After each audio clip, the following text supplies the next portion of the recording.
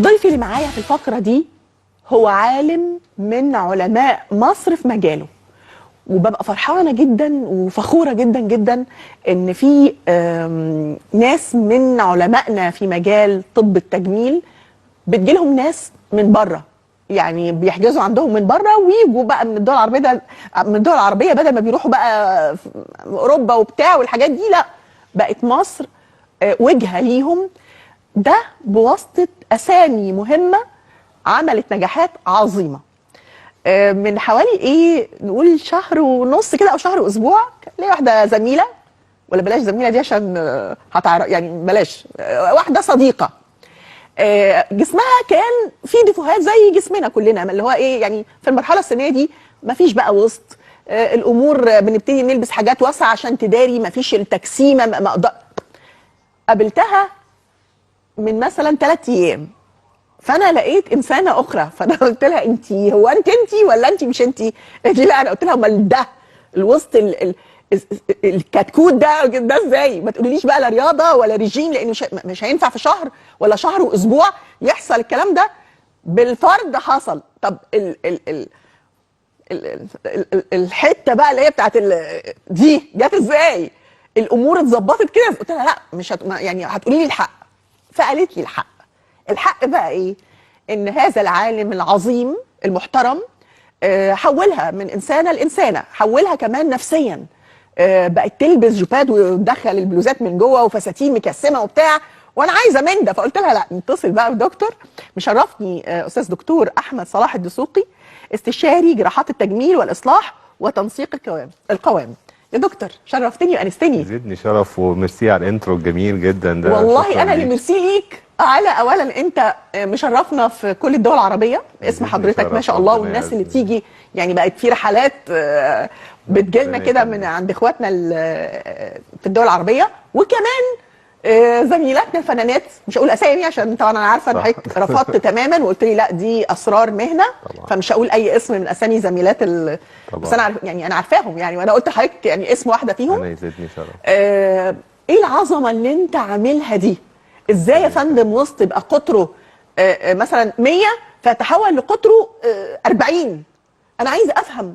وبعدين زميلتي دي بكامل صحتها، يعني اللي هي بتروح وتيجي وتمشي، مش مثلا في فتره تقريبا قالت لي كان شهر واسبوع، في شهر واسبوع من عمليه النحت اللي حضرتك عملتها الوسط يبقى كده، وثانيه واحده مش الوسط بس، صح. اسفل الوسط ازاي حضرتك ده كان عامل كده؟ ازاي الدنيا بقت عامله كده؟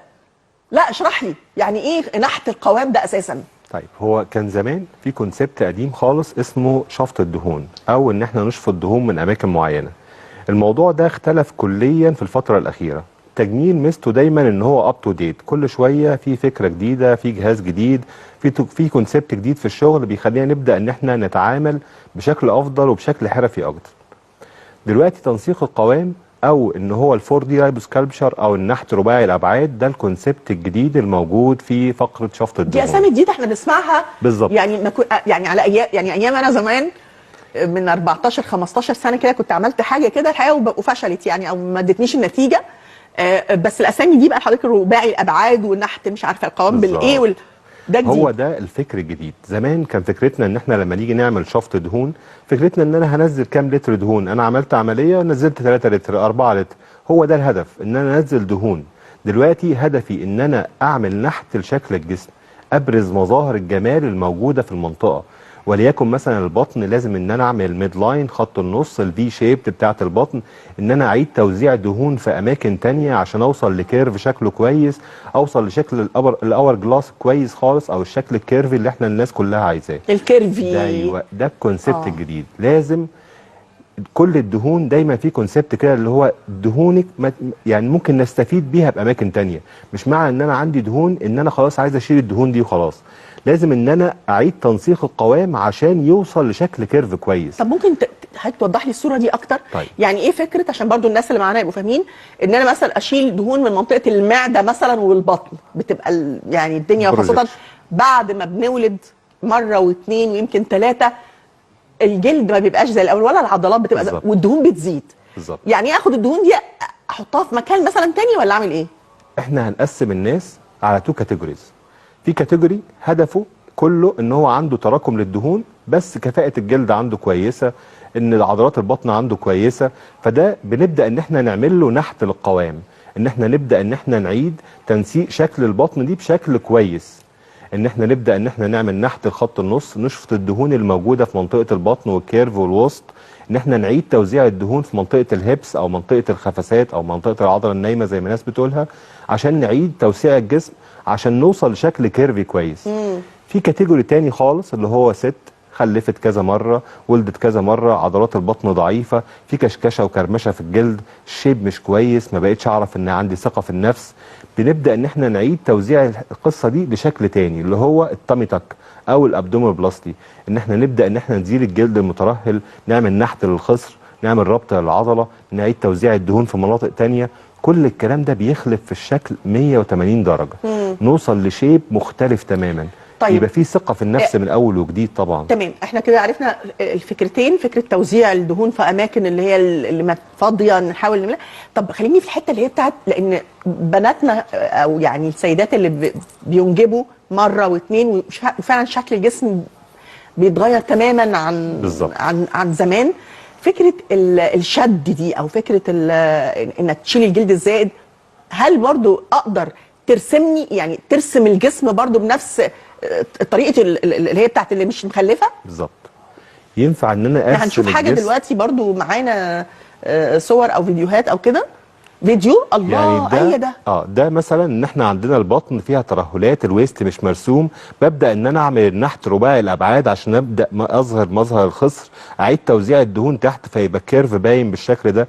وحتى ده في الرجاله كمان بنوصل للشكل الرياضي، السكس باكس، العضلات الاوبليكس، العضلات المنشاريه، نوصل لشكل رياضي سواء لراجل او ست. طب دكتور انا شايفه حاجه لافته نظري جدا بقى في الصور دي، ان مفيش يعني قطع مثلا في البطن. أيوة. وخياطه الحالات دي كلها الحالات دي كلها ما عندهاش ضعف كبير في العضلات ولا ترهلات في الجلد. فوصلنا ان احنا نعمل عن طريق فتحات صغيره او ثقوب صغيره خالص، ان احنا نعمل منها النحت من غير جرح. مفيش جرح للست. يعني ده يعني الانسان ممكن بالتالي 3 4 ايام يقدر يقوم يدخل الحمام براحته. بالظبط. احنا بندي ريكفري مبدئيه 3 ل 5 ايام، وبعد اسبوعين بيرجع عمله بكامل وظيفته. يعني بعد اسبوعين بيرجع بكامل وظيفته. 6 أسابيع بيبدأ الشيب يختلف. تبعت لي الناس دايما بدرس شكله جميل، بلبس رياضي بشكل جميل خالص. 6 أسابيع. 6 أسابيع. طب أنا صاحبتي دي كانت 5 أسابيع حضرتك. ما هو تدريجيا. يعني احنا دايما بقول للناس بعد شهر تبدأي تتصوري قدام المراية، تشوفي نفسك، تشوفي لبسك. بعد شهر تبدأ انها تتصور، توصل لكيرف افضل وافضل وافضل وافضل على مدار من 6 ل 12 اسبوع. بس بعد شهر بتبدأ انها تحس ان هي الدنيا اختلفت 180 درجة طبعا. دكتور انا من خلال شغلك واللي سمعته من ناس كتير جدا جدا، سيدات ورجال تعاملوا معاك، بيقولوا ان انت الفنان او الفنان التشكيلي. انت بتعمل تشكيل للجسم، مش مجرد انك بتعمل عمليه تحسين قوام، لا انت بتفن. فهل انا كمريضه لو جيت لحضرتك وانا مش عارفه طبعا حاجه، لا فاهمه حاجه، فانا احكي لك مشكلتي، انت اللي تاخد القرار بقى هنعمل ايه بالظبط. هو انا باجي اسمع من الكلاينت، هو جه قعد معايا قال لي انا عايز 1 2 3 4، هو ما يعرفش انا هعمل ايه، هعمل نحت، هعمل شد. ببدا ان انا افحص الكلاينت، ابدا اشوف كفاءه الجلد، ابدا اشوف تركيز الدهون، توزيع الدهون فين، اكتر فين واقل فين، وابدا بناء عليه اديله اناليسز او خطه. احنا عايزين نعمل 1 2 3 4 عشان نوصل لشيب شكله 1 2 3 4. مفيش ست شبه الثانيه. كل جسم ربنا خلقه مختلف عن التاني. في جسم عظم الحوض عريض، في جسم عظم الحوض قليل، في جسم الويست بيبقى حتى وهي مليانه عندها وسط. لما نيجي نعمل عمليه لازم نحافظ على الكلام ده كله عشان نرسم شكل جسم جميل. ابدا ان انا استغل الدهون اللي معايا عشان ابدا ان انا ممكن استفيد بيها في منطقه ثانيه، احقنها في منطقه ثانيه، احقنها في منطقه الهبس، احقنها في منطقه البريست، احقن في اماكن ثانيه بحيث ان نوصل لكيرف افضل وشكل جميل افضل طبعا. تمام.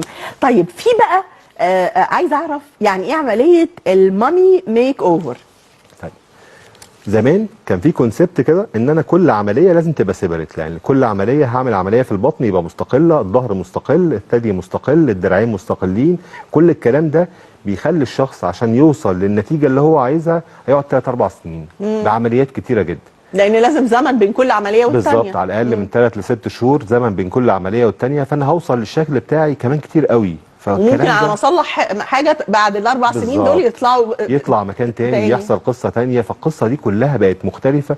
دايما الست بعد الولادات المتكرره بيحصل فيسيولوجيكال ابنورماليتيز، يعني الجسم بيبقى فيه تغيرات كتيره جدا في كل الجسم، في الدراعين، في الثدي، في البطن، في الرجلين، في المؤخره، في كل الاماكن بيبقى فيها تغيرات. طبعا دلوقتي بقينا بنعمل في عمليه واحده اسمها مايك اوفر، يعني ان انا بعيد شكل الجسم لما قبل الولاده.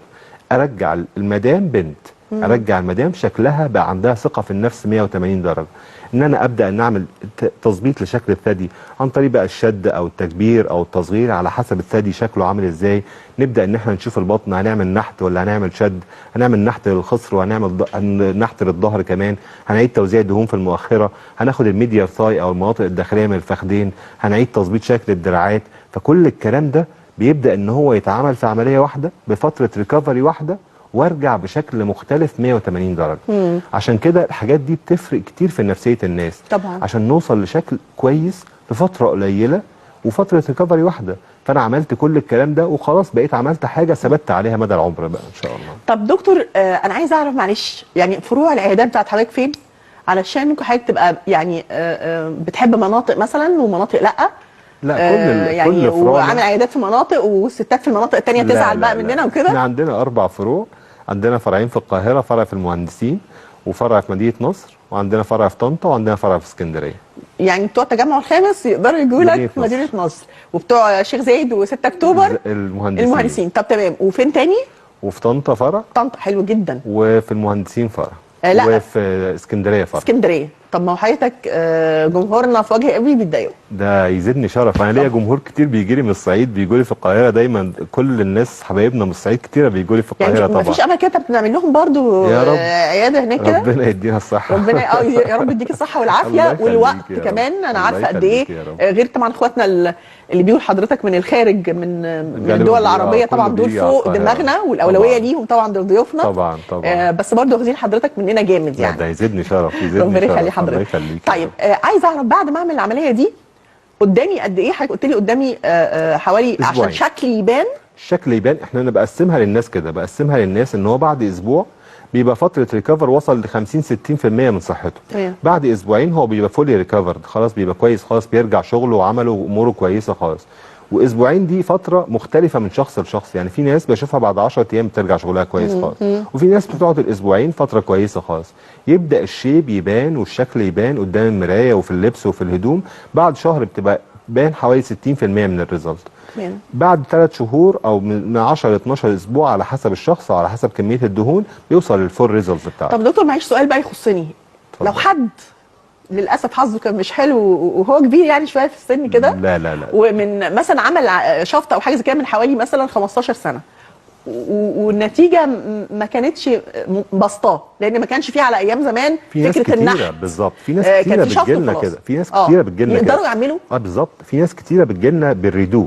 الريدو يعني احنا عملت عمليه وما كانتش ساتسفايد، ما وصلتش لدرجه الرضا من العمليه الاولانيه، بنعيد الكلام ده كله، بنبدا ان احنا نظبطه عشان نوصل لشكل افضل ونتيجه افضل. يعني مفيش ممنوع، مفيش حاجه، حتى لو كانوا عاملين شد، حتى لو عاملين شد ينفع مع الشد ده بالظبط. هي الفكره دلوقتي ان هو مفيش حاجه ملهاش اصلاح.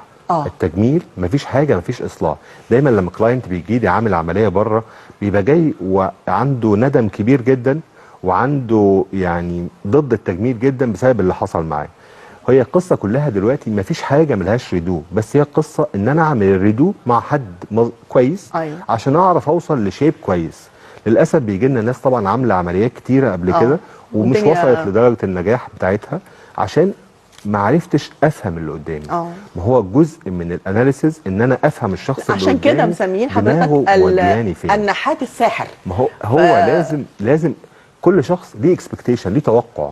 التوقع ده انا ممكن يجي لي كلاينت واقول له لا مش هعمل. ليه؟ لان في كلاينت اوفر اكسبكتيشن، عنده توقع خرافي. طيب انا عاده هو الوقت للاسف خلص، وده انقذ حضرتك مني، لان عاده ببتز الضيوف بتوعي ان انا اخد اوفرات كده ده كل اللي يجي من طرف حضرتك لا يعني طرف بنت البلد. ممكن تعمل لنا خصم 10% 10%. لكل الناس اللي جايه من بنت البلد. خصم 10% لاي حد من طرف بنت البلد يروح لدكتور، والارقام موجوده على الشاشه قدامنا، بسرعه نصور الارقام وتوعدنا تكون معانا تاني لان لسه كلامنا ما خلص. لا ان شاء الله باذن الله. العفو. شكرا لحضرتك، شرفتني وانستني. العالم الاستاذ دكتور احمد صلاح الدسوقي. للاسف الفقره الحلوه دي خلاص خلصت، والحلقه كمان خلصت. استنوني دايما على صدى البلد وبنت البلد. السلام عليكم.